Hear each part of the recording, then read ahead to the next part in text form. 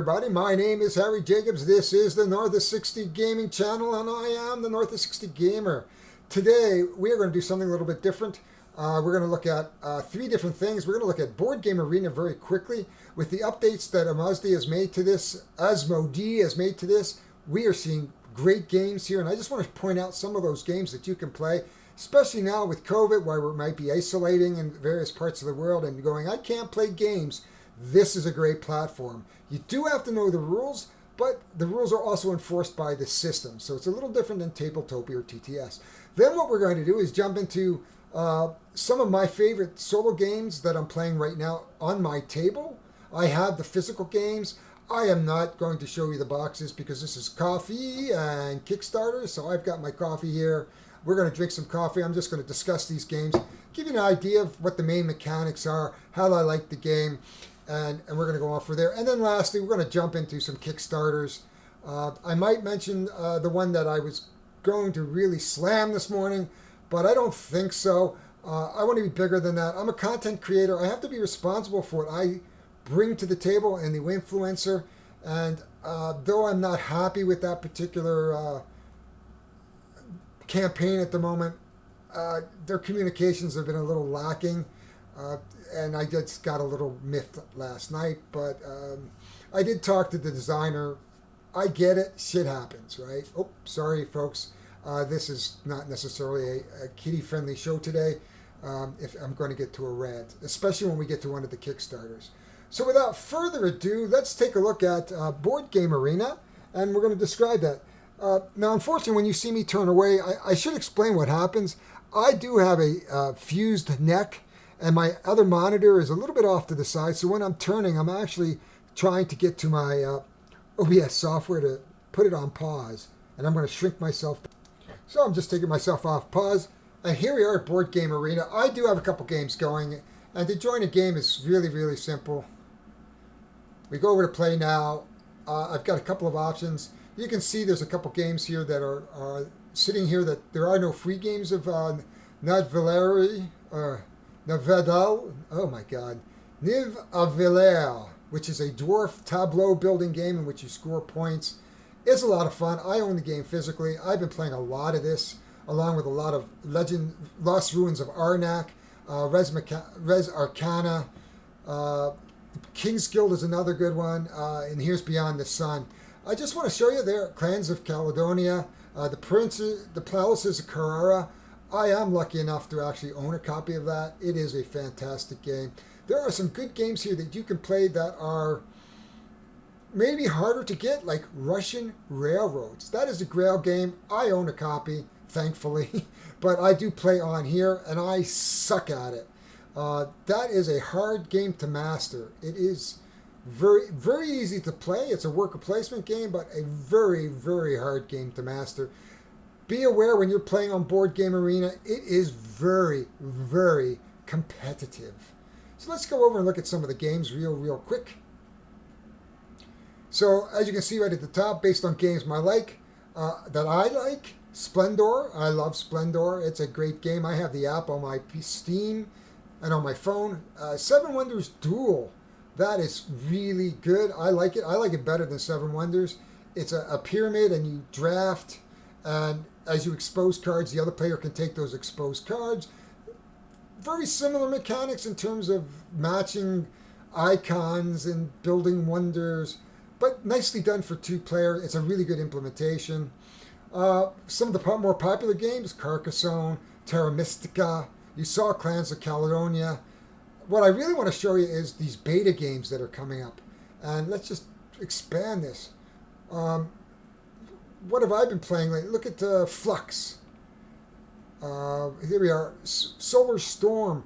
Lost Ruins of Arnak. All brand new releases, really. Beyond the Sun. What else is here? And you can pick out the ones you like as we go by. There is Dice Summoners. That looks interesting. I should check that out. For regular players, if you've never played Seasons, it's been around. It's a lot of fun. What do we have here? There's your Russian Railroads, Through the Ages, Dungeon Pets, Yokohama. These games have been on here for a while. Libertalia. Madeira. There is a Grail game going on right now. I own a copy as well. I was lucky enough to get it for somebody in Canada that sold it to me for about $50. There is a big stink going on in Kickstarter right now with it. We're not going to get here. I think I talked about it about 3 or 4 weeks ago. There's Through the Ages. What else do we have here? For casual gamers, Splendor, Potion Explosion, Welcome to the Crew, Railroad Inc., Kingdom Builder, Sushi Go, that was relatively recent, Love Letters. Saboteur's been around, it's kind of fun. Just Desserts. So we've got a lot of casual games. There's Forbidden Island. I could go on and on about this, but I don't think I will, partly because I've got to go to work in about 11 minutes, and I always like to get this done before I start work in the morning. So I advise you to go over to BoardGameArena.com, take a look, sign up. It is free unless you want to pay for a premium account. Premium comes with some games that are premium, as well as you can get analytics. You know, they'll keep track of your wins and losses and all that kind of good stuff. But that is Board Game Arena. Again, www.boardgamearena.com. Actually, it's not even www. There it is up there, boardgamearena.com. You probably can't read that. Maybe I'll put that in the description for you. So that is Board Game Arena. So we've been through our first bit where we've talked about Board Game Arena. Now let's dive into some of my board games I'm playing here. These are solo-only games. They're in no particular order. I like them all. So if I'm going to say these were my top 5, they're all number ones. Of course, you can't play them all at the same time, but these are some great games. First up, Dungeons of Infinity. Jack Sporner, very super nice guy. Worked very hard to get this Kickstarter out. It took him 3 years, but it's paid off. He is completely sold out. He's hoping to get to a second printing and with an expansion in the next 6 months, though he has been talking about doing it a bit earlier. It's 1 to 5 players, 60 to 120 minutes, ages 12 and plus, and the weight doesn't have a complexity rating here.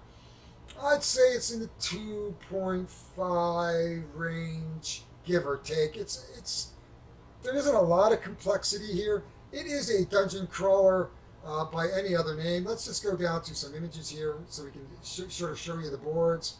So we'll just pop this one open. There is the player boards, and you can make some equipment.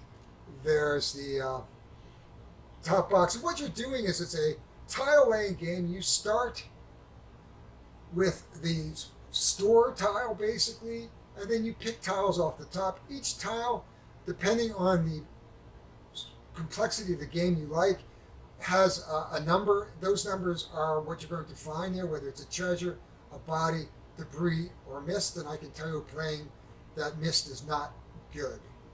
And bodies, tend to rise. So it's a super little game. You find equipment, you get experience, you can upgrade your cards, and it is such a fun game to play.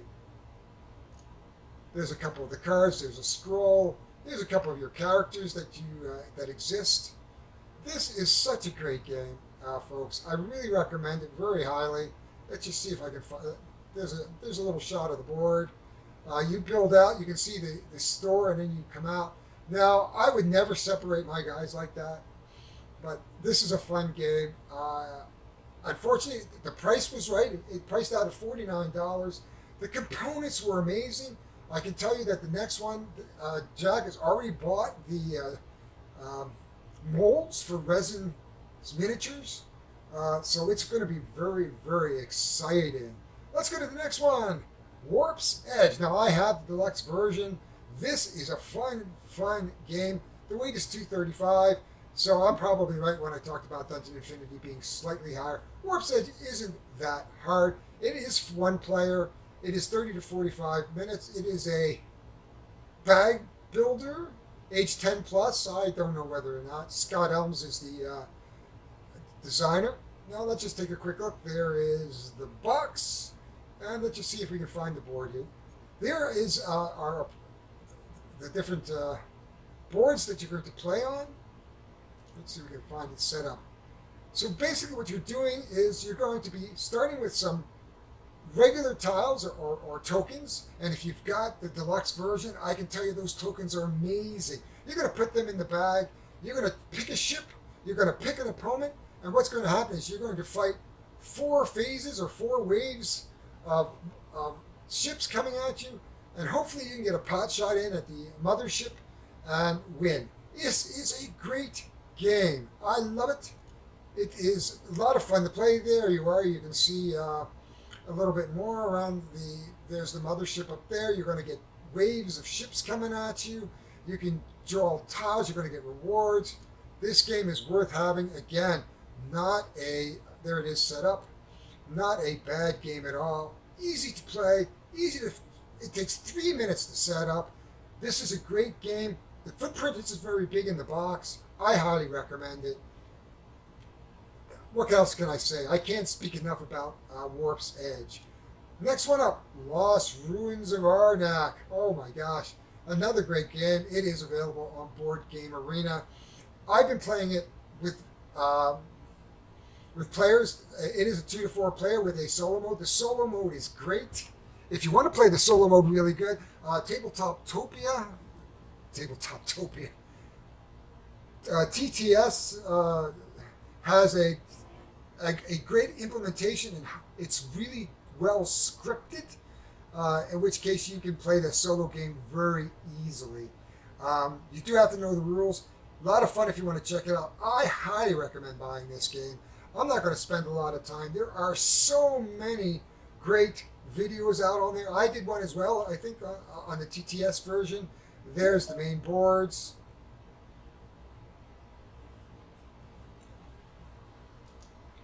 So you can see this play. Basically, you're going to explore sites, you're going to fight monsters, you're going to gather resources, and you're going to deck build with your worker placement. So this is a worker placement deck building game. I wouldn't get too caught up in the deck building because you can also dilute your cards very easily in this game. I would also put it in par with Dune Imperium, which is another game I am playing as well. There's another great implementation on TTS2 as well, though it didn't make it here today because these are the games I'm playing currently. But Dune Imperium is also an honorable mention here. So Lost Ruins of Arnak is getting a lot of play right now for me. Coming up next, Solar Storm. You saw you can play 2 to 4 players. I like it solo. You play a little bit different. You're going to play with three of the characters as opposed to more.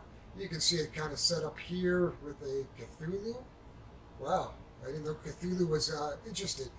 In a game, basically a solo game, you're going to start with 3 players. You're going to actually share 4 cards or your hand of decks, and some of the rules are slightly different. But the idea is to divert power from all the different stations into the energy core and save the station, or get blown apart. If you see me play it, I got blown apart, and that's the way it plays. Very, very simple. It's really just a hand management, worker placement. You're gonna repair ships by matching icons, and you're gonna divert power again by matching these icons. This game is a lot of fun. 20 minutes tops, 5 minutes to set up, 5 minutes to tear down. Why wouldn't you want to play this game? Under Falling Skies. Remember Aliens? Space Invaders. Yes. It's the Space Invaders game. It is a 1-player game, 20 to 40 minutes, age 12, rate 2.48. If I think about Jack's going back, his weight might be a bit higher than that, but probably about the same, I would say. Pretty close. If you go to images, let's see if we can find one of these. There it is. Oh, there's even better. So there we are. There's the box. These are your maps and your excavation sites. There are different boards that you can play with, different cities that you can play with. The mothership is going to come down. It's going to drop off its alien invaders. You're going to shoot up and try to take them off. This is a dice placement game. You're going to roll dice. You're going to place them on at some of the facilities, and then you're going to try to do not only build out your facility and research new things, but you're also going to try to shoot the aliens down to keep them from reaching the mothership. Take enough damage, they've invaded the world. This is a fantastic game. Really love it. I know Paul Grogan has done a number of playthroughs with it. It's out there. Watch some videos. I did a playthrough of it. You can watch me get blasted. I never win, very rarely. So have fun watching me get blasted. And lastly, Black Orchestra. Now I have got to admit I haven't played it yet. I've watched some videos. There's the game box. But this game intrigues me. Can we stop Hitler before World War breaks out? You will play different resistors who are going to try to assassinate Hitler starting around 1936, and it plays through basically about 7 years. And what you do is you move your players around the board trying to find the equipment you need to fulfill an assassination attempt against Hitler. But you will have events that will hinder you, events that will help you. There is a player board there. Here is Dietrich Bonhoeffer.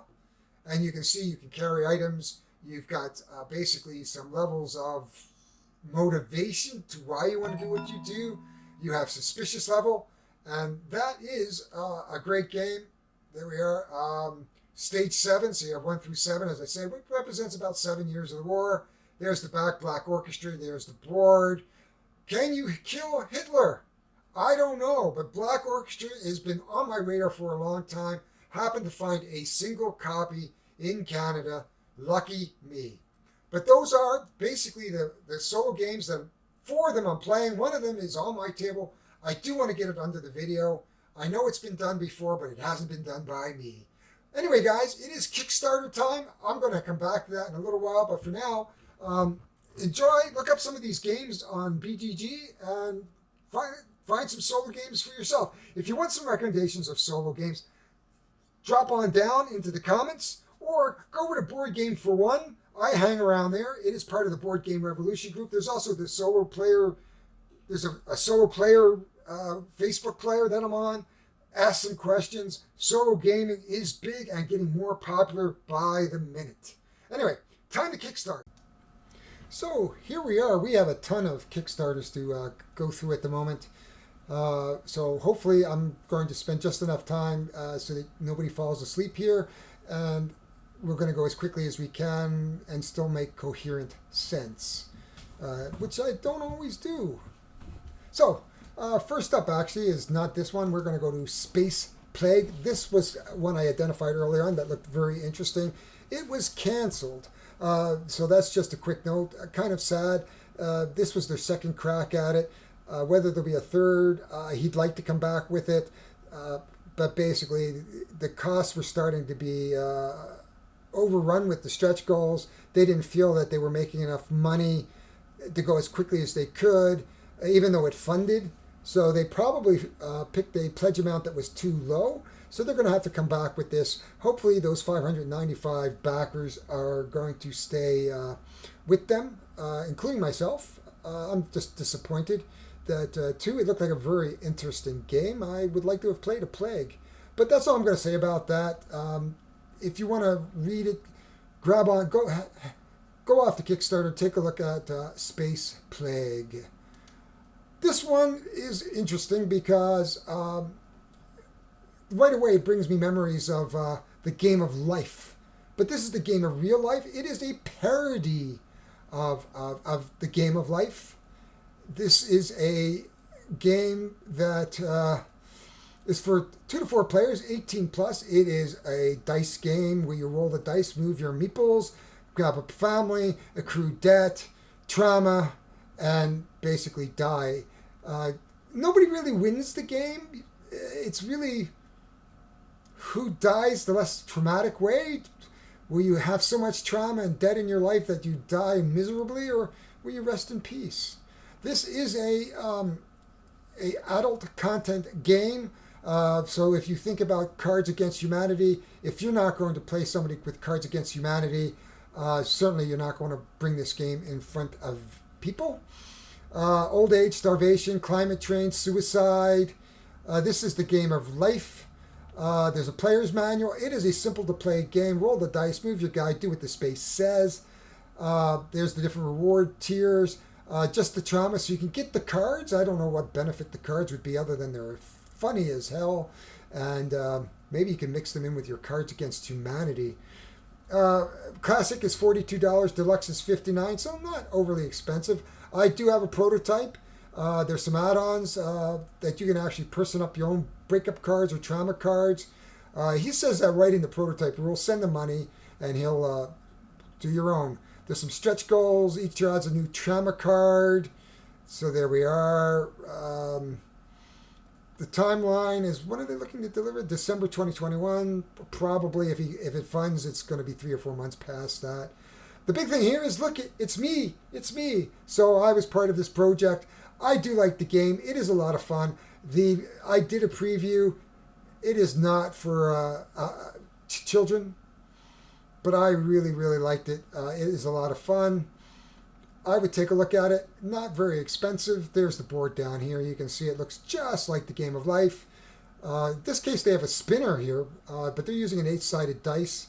Probably because of that might be the deluxe version, perhaps. Let's just take a look.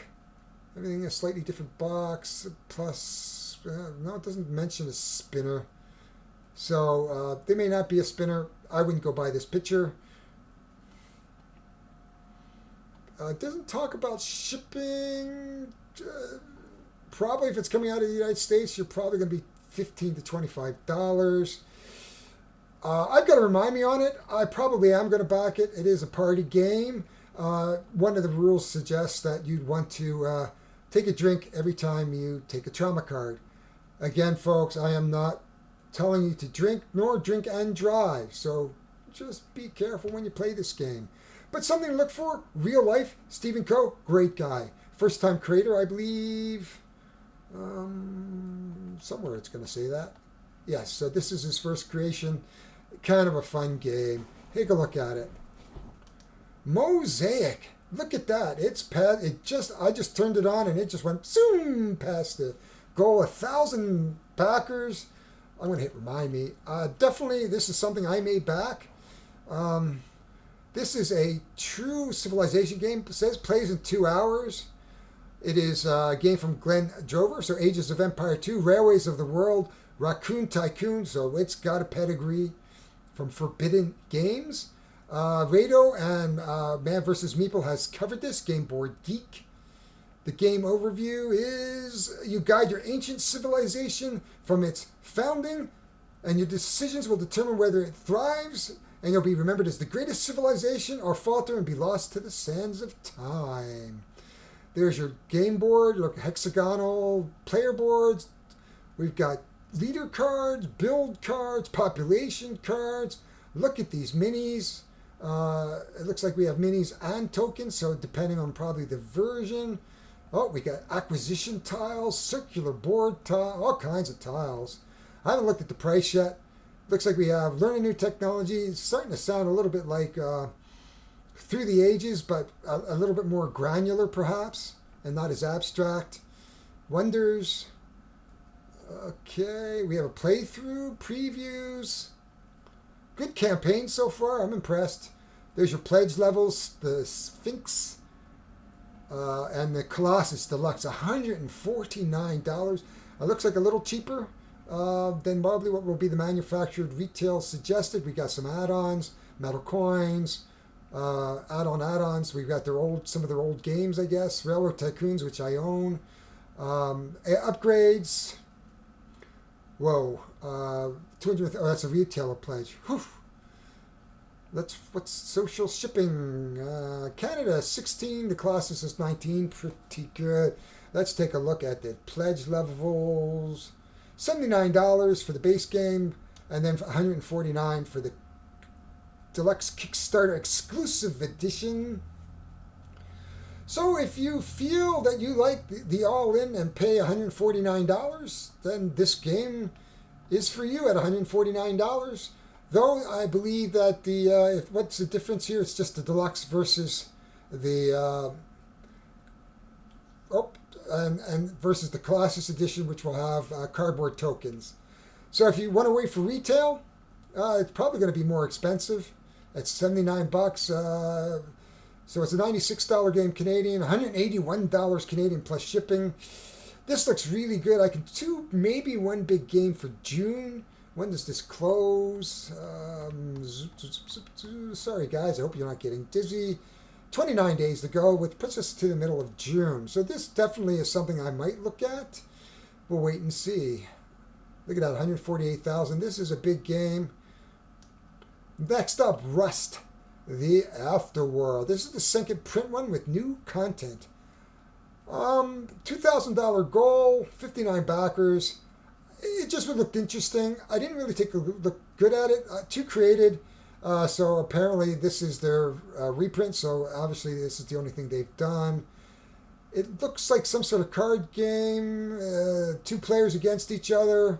An interactive card game created by Danielle, whose first it was created. What's it about? Overview. Role-playing card game, is that what they're calling it? It's an immersive RPG elements, super cool artwork, if they say so themselves, and innovative mechanics. Okay, there's the guides. It has a solo mode, always good. What's inside? Looks like we've got different decks. East decks, West decks, you can go all in with the solo mode. Get the entire collection, the collector set, the true survivor, which is probably even more. Just the update. There's some stretch goals, unlockable stretch goals, which is an additional fundraising campaign in case the initial target is overcome. So it sounds like they'll add stretch goals, but they're not looking at them now. Something to consider if you are figuring out whether or not you want to back this game. Oh, there they are. There's your stretch goals. Sorry. Okay. I missed it. Sorry, I spoke wrong. Why should you back? Some how to play. 1 to 8 players. Ooh, that's interesting. 12 plus. 15 to 30 minutes. Huh. Quick game. Oh, okay. I'm going to have to look at this. They've got some reviewers. Looks like we've got Italian, perhaps. We have Game in a Nutshell. A little light, perhaps, on reviewers. What's the shipping to Canada? 20 euros. Let's take a look at the price. If you just want the base game, yeah, it's not going to be worth it. As a Canadian, I would have to go probably the full core or the collector's set to take advantage of the pledge. I am not compelled by this game particularly. I would have to do a deeper dive into this, and maybe I'll take a look at on YouTube to see if I can find something. But I am not particularly compelled at this point. I will put a remind me on it. There's bits and pieces that I like. The soloable, but it's a low price point, which may say that it's a very niche game. I have 59 backers. So, but it is interesting. I don't know. I'm going to come back to this within 48 hours. Maybe we'll talk about it again in, a very short campaign. So they're getting in and out, or I missed it perhaps. I don't know how many days it actually was up here for. It is coming from Italy. So let's monitor this in a couple days. Next week we'll take a look at it. For us war gamers out there, the War in the Pacific. 93 backers, it's well over the goal. This is your typical war game. The counter is very much like SBI Avalon Hill back in the day. I am glad that these games are getting out there. The Compass games have been around. I think I've seen a couple of games, may have even featured one of their games once before. Though, $240. The Pacific Pack is $125. The Global Pack gives the war in Europe as well. $125. Oh, they got the Pacific Pack. Wow. $300 if you want everything. The War in Pacific, War in Europe. The War in, very, very expensive. This is not the games I played back in the day where they were $10. If you like war games, this could be your jam. I just bring it forward because I'm seeing more of this. The traditional war games are hitting Kickstarter, which means hopefully there's a trend out there for people who like these strategy games like I grew up in the late 60s and early 70s. Let's hope it funds. I am not going to be backing this, but I wanted to bring this to your attention for those war gamers that might be listening in on my content.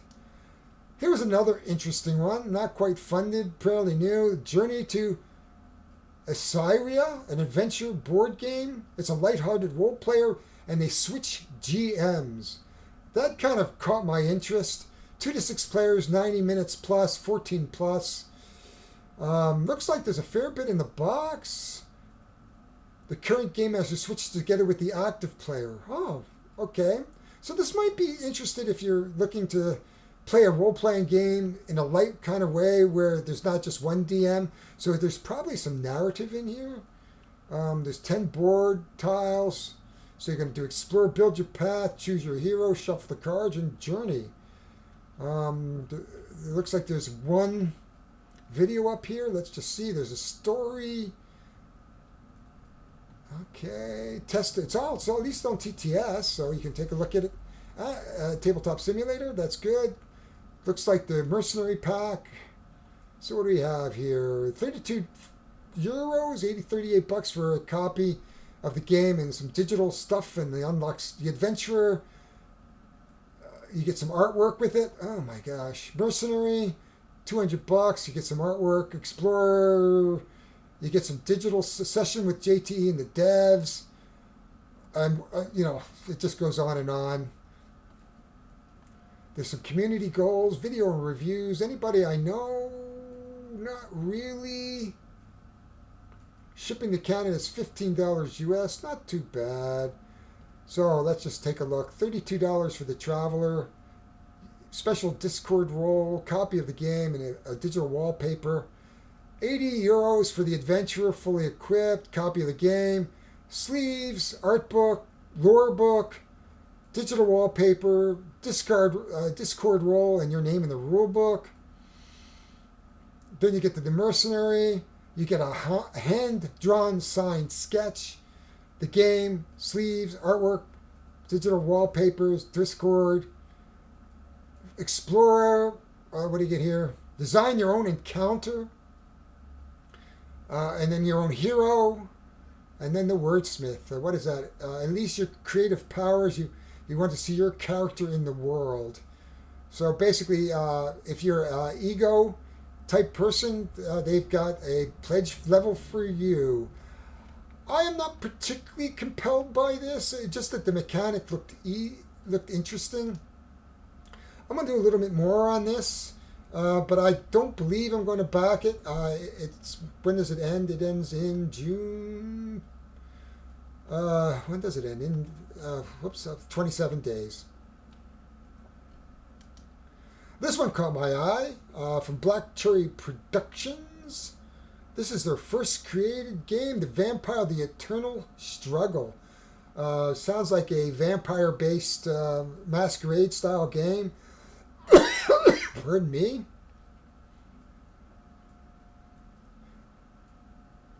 It looks like this is a reprint of a game that was from... it looks like Danse Macabre, 2013. So it looks like it's an update of a game that was previously created at one point or another. We've got different games, a tuck box with assorted 90 cards. So obviously there's a card-based game. What is the vampire? Is a card game in which you take on the role of an ancient vampire, a Methuselah for thousands of years. You have lurked in the shadows of human. It plays with the different Vampire the Masquerade factions. Oh, this was a Richard Garfield game. There it is. From 1994, Vampire the Eternal Struggle. So this has some history. So it looks like it's a update to a Richard Garfield game.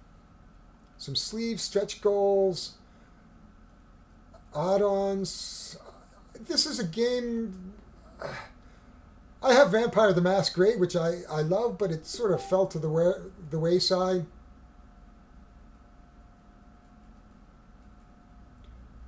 Yeah. $72 for the toy chest. Or £72, which is already $125. And you're just getting a little bit of the game. Oh, there's 2 sets here. Oh, that's a retail. Okay. So Immortal Grapple. Okay. So what I'm looking at is if you want 2 times everything, you're going to get £144 at 246. It's a $125 game. I don't know what the shipping is. Let's just. It doesn't really talk about shipping. Where's shipping? It doesn't talk about shipping. If it's from Europe, England, it's going to be around £20, which is closer to $30 to $40. This is of interest, but I already got Vampire the Masquerade. That's something I'm probably going to look at again. It's close to being funded. It will fund. We'll come back to that. And a sneak peek. I got this quickly. Maximum Apocalypse. Michael G. Nadd is at it again with an expansion. I'm not going to talk about it because this was a sneak preview, but I just thought I would put that out there for you.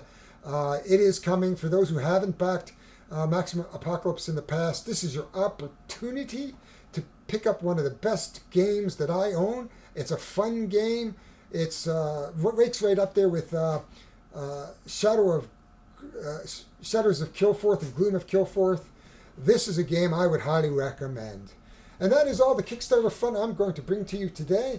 My name is Harry Jacobs. I am the North of 60 Gamer, and I appreciate you being here today. If you really like this kind of content, again, like it, subscribe, get notifications, but just be here with me, regardless of whether you do that. Anyway, guys, I will see you next Tuesday for another Coffee and Kickstarter. Cheers!